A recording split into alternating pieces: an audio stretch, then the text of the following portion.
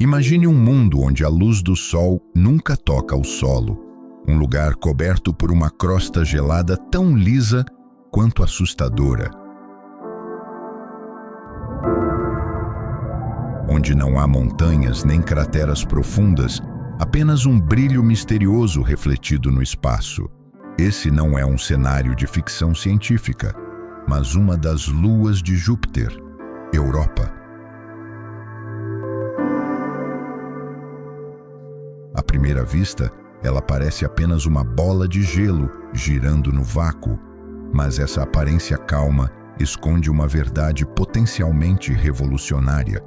Sob sua superfície congelada, pode estar o maior segredo do nosso sistema solar. Um oceano global escondido na escuridão, aquecido por forças invisíveis e possivelmente vivo. Prepare-se para uma jornada entre rachaduras congeladas, mares invisíveis e o tipo de energia que pode alimentar a vida fora da Terra. Se você ainda não é inscrito, considere se inscrever e deixar seu like. Seja bem-vindo, telespectador, a mais um vídeo do Mundo Curioso.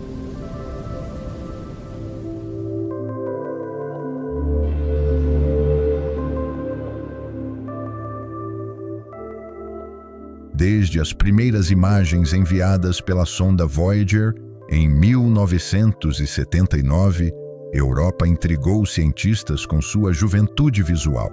Ao contrário da nossa Lua, marcada por bilhões de anos de impactos, Europa parece quase recém-formada.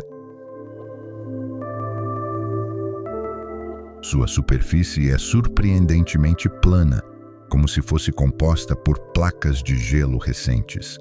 Cientistas da missão Voyager ficaram espantados com a falta de crateras. Algo estava apagando cicatrizes antigas e renovando a face dessa lua.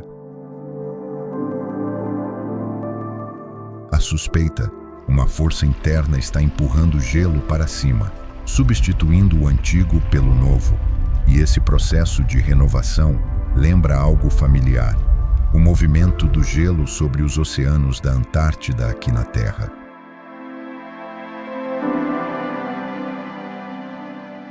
Esse comportamento peculiar é visível em diversos detalhes.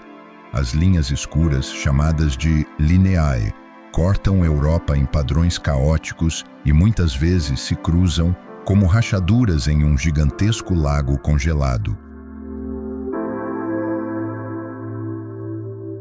Em algumas imagens, os dois lados dessas fraturas se alinham perfeitamente como peças de um quebra-cabeça. A explicação mais plausível é que o gelo da superfície rachou, se separou e foi preenchido por material mais escuro vindo de baixo.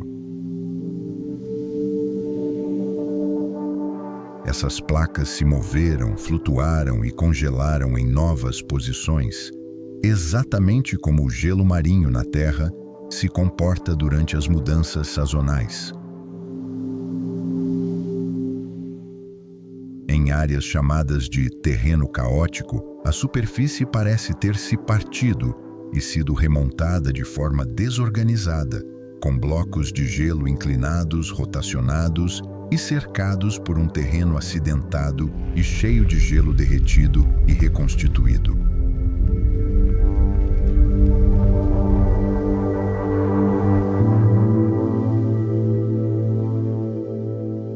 Esses terrenos caóticos são mais do que visuais impressionantes, são evidências. Indicam que o gelo de Europa foi parcialmente derretido de baixo para cima. Há também regiões com cúpulas elevadas e depressões, como se o gelo estivesse subindo e afundando, impulsionado por algo fluido por baixo.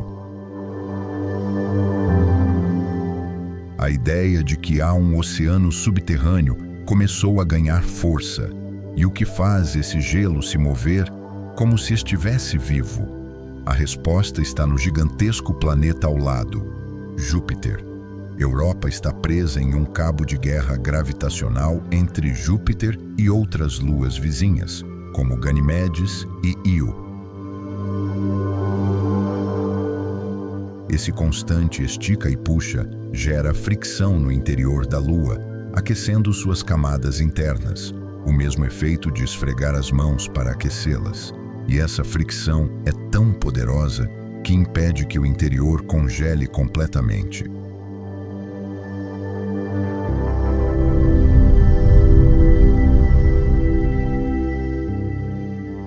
Nos anos 90, a sonda Galileu orbitou Júpiter e trouxe ainda mais pistas sobre o que está escondido sob o gelo de Europa.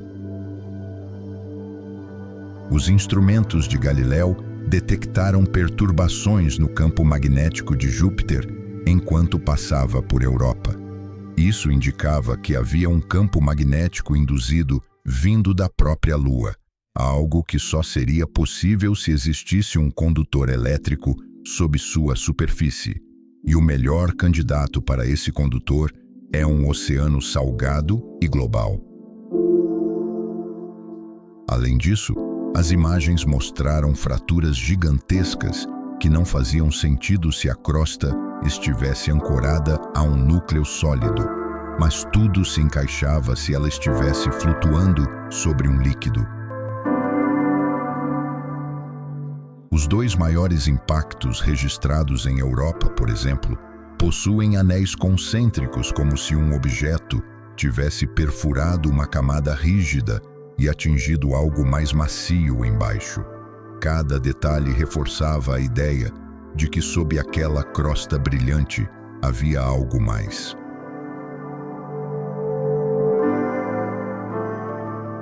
E os números são impressionantes.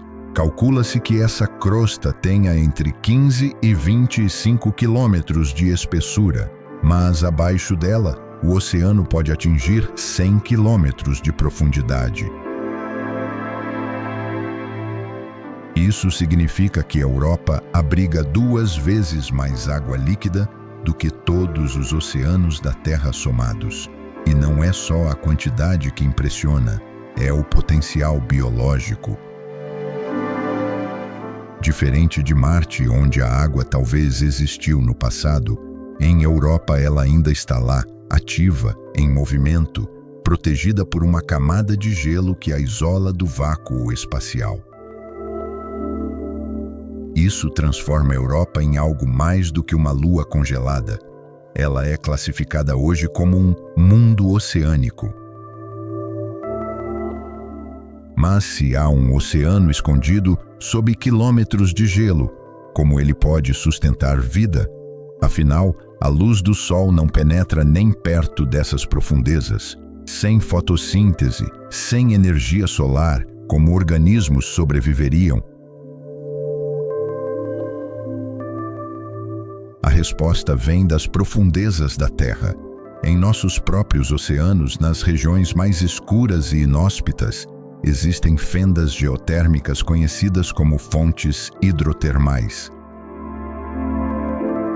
Delas jorram líquidos superaquecidos e ricos em minerais que servem de base para ecossistemas inteiros. Micro-organismos ali convertem substâncias químicas em energia, alimentando seres como vermes tubulares, moluscos e crustáceos cegos. Esses ecossistemas não dependem da luz, apenas de calor interno e química. Europa pode ter algo parecido. Seu núcleo rochoso, aquecido pela fricção gravitacional, poderia permitir a presença de fontes hidrotermais no fundo de seu oceano. Simulações computacionais sugerem que ventos hidrotermais de baixa temperatura podem existir por bilhões de anos em ambientes como esse. Mesmo sem vulcões ativos, a troca entre rochas quentes e água líquida pode manter uma química rica por tempo suficiente para permitir o surgimento da vida. Ao contrário dos fumos negros vulcânicos da Terra, as fontes de Europa seriam mais suaves, mas potencialmente mais duradouras. E o mais importante, elas ofereceriam os elementos certos, calor, minerais, hidrogênio, para micro-organismos utilizarem como fonte de energia.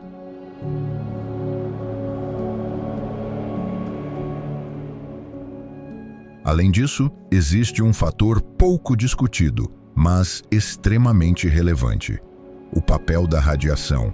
Júpiter emite uma poderosa radiação que atinge a crosta de Europa constantemente, quebrando moléculas e gerando oxidantes, como peróxido de hidrogênio e oxigênio molecular. Essas substâncias, embora letais em excesso para muitas formas de vida, também podem servir como fonte de energia para micro-organismos, especialmente se forem transportadas para o oceano abaixo. Estudos recentes estimam que a radiação na superfície de Europa pode produzir até 1.000 toneladas de oxigênio por dia.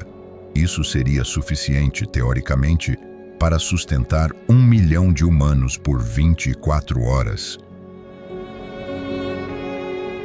Somando isso ao oceano líquido e à atividade interna, Europa atinge o tripé da habitabilidade: água, energia e os elementos químicos necessários. Já sabemos que há água em abundância. A energia vem da interação gravitacional e possivelmente de fontes hidrotermais. E os blocos de construção da vida, carbono, hidrogênio, nitrogênio, oxigênio, fósforo e enxofre, estão presentes. Esses elementos podem ter se formado junto com a Lua, ou chegado por cometas e asteroides.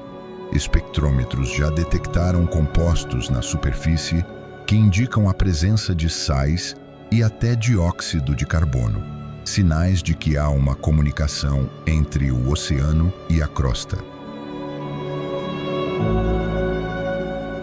Comparando com outros mundos promissores, Europa ainda se destaca. Marte é hoje um deserto congelado, com pouco ou nenhum líquido ativo. Encelados, Lua de Saturno, também tem um oceano subterrâneo e jatos ativos, mas seu tamanho reduzido pode limitar a estabilidade a longo prazo. Titã possui lagos de metano e etano, mas seu ambiente químico é extremamente exótico. Ganimedes e Calisto podem ter oceanos profundos, mas com crostas muito espessas, que dificultam a troca de nutrientes. Europa parece ter o equilíbrio ideal entre geologia ativa, composição química e condições energéticas. Em resumo, Europa não é apenas uma lua gelada, ela é um mundo dinâmico, com um oceano global escondido, aquecido por forças internas e cheio de mistérios. Pode ser o lugar mais promissor do Sistema Solar para encontrarmos vida fora da Terra.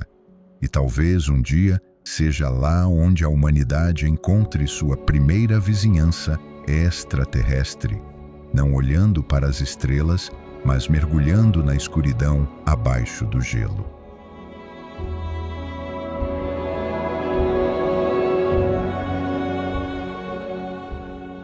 Se você assistiu até aqui, não se esqueça de se inscrever e deixar o like.